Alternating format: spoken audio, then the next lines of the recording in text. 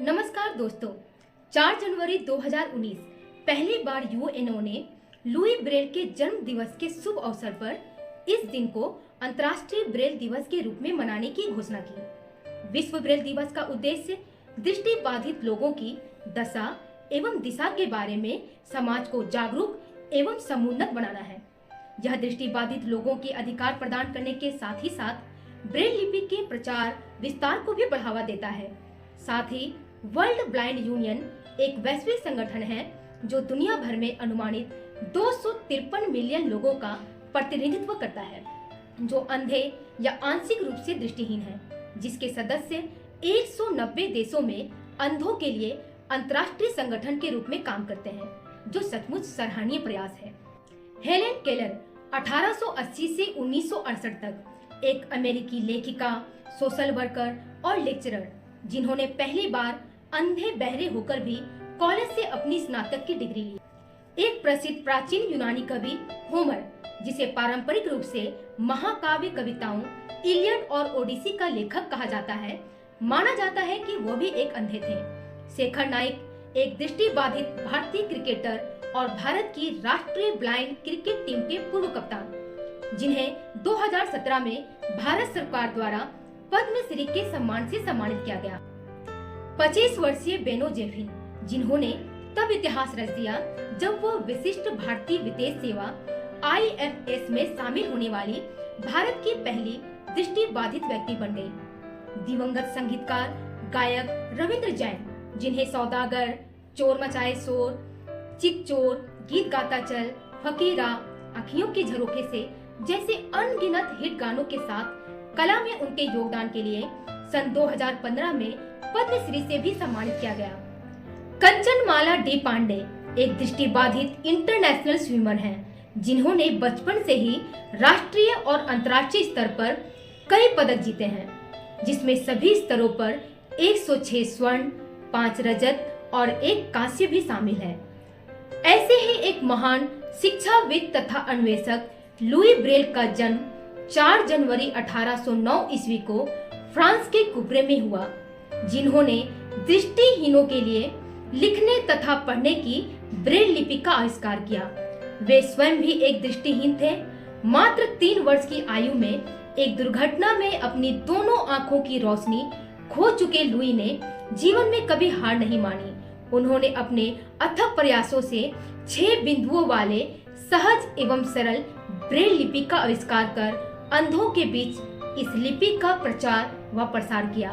आज उनके ही अथक प्रयासों का पुण्य फल है कि उनका यह महनीय कार्य किसी भी देश सीमा में न बंधकर समस्त विश्व के दृष्टिहीन मानव जाति के लिए उपयोगी सिद्ध हो रहा है।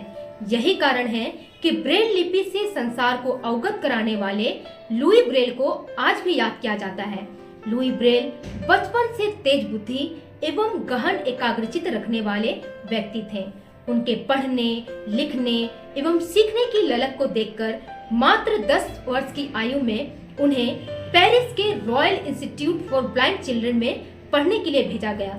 सन 1821 ईस्वी में जब लुई को नेपोलियन के फ्रांसीसी सेना के एक कैप्टन रहे चार्ल्स बार्बियर की सैन्य संचार प्रणाली नाइट राइटिंग के बारे में पता चला, तभी से उन्होंने उनसे प्रेरणा लेकर अपनी लिपि पर कार्य करना आरंभ कर दिया था, जो सन 1829 ईस्वी में 6 बिंदुओं पर आधारित ब्रेल लिपि के रूप में बनकर लगभग पूरी तरह से तैयार हो गया, जिसे वे स्वयं दृष्टिहीन व्यक्तियों के बीच लगातार प्रचारित व प्रसारित करते रहे। आत्मविश्वास से भरे लुई ने स्वयं जहां से अंध विद्यालय में रहकर पढ़ाई की, बाद में वे वहीं के बच्चों को भी अपनी ब्रेल लिपि द्वारा पढ़ना लिखना सिखाते रहे। ब्रेल लिपि आज विश्व के करीब करीब सभी देशों में उपयोग में लाया जाता है, जो उनकी एक महान उपलब्धि रही है। परंतु दुर्भाग्यपूर्ण घटना यह रही है कि जीवन पर्यंत उनके कार्य को कभी कोई सराहना या सरकारी सहयोग नहीं मिला। मात्र 43 वर्ष की अल्प आयु में ही 6 जनवरी सन 1852 ईस्वी को टीबी रोग से उनका निधन हो गया। बाद में वैश्विक स्तर पर उनके कार्य के फैलते प्रसार एवं महत्व को देखते हुए उनकी मृत्यु के लगभग 100 वर्षों के बाद उनके कार्य को सरकारी मान्यता प्रदान की गई। 20 जून सन 1952 ईस्वी को उन्हें समूचे राष्ट्र के समक्ष मरणोपरांत राज्य के सम्मान दिया गया। दृष्टिबाधितों के जीवन में ज्ञान के प्रकाश का संचार करने वाले लुई ब्रेल आजीवन अपने अभूतपूर्व योगदान के लिए जाने जाते रहेंगे। तो चलिए जानते हैं कि आखिर इस ब्रेल को कैसे लिखा जाता है। ब्रेल एक भाषा नहीं अपितु एक कोड है। ब्रेल लिपि के अंतर्गत उभरे हुए बिंदुओं में से एक कोड बनाया जाता है जिसमें 6 बिंदुओं की 3 पंक्तियां होती है। इन्हीं में इस पूरे सिस्टम का कोड छिपा होता है। ब्रेल एक स्पर्शनीय लेखन प्रणाली है जो नेत्रहीन व्यक्तियों के पढ़ाई के लिए सृजित की गई थी। इसे एक विशेष प्रकार के उभरे हुए कागज पर लिखा जाता है।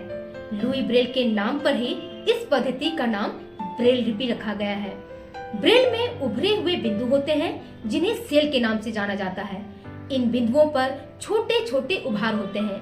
इन्हीं दोनों की व्यवस्था और संख्या से भिन्न चरित्रों की विशिष्टता तय की जाती है। ब्रेल की मैपिंग प्रत्येक भाषा में अलग अलग हो सकती है। 6 बिंदुओं का उपयोग कर 64 अक्षर और चिन्ह वाली यह लिपि बनाई गई है।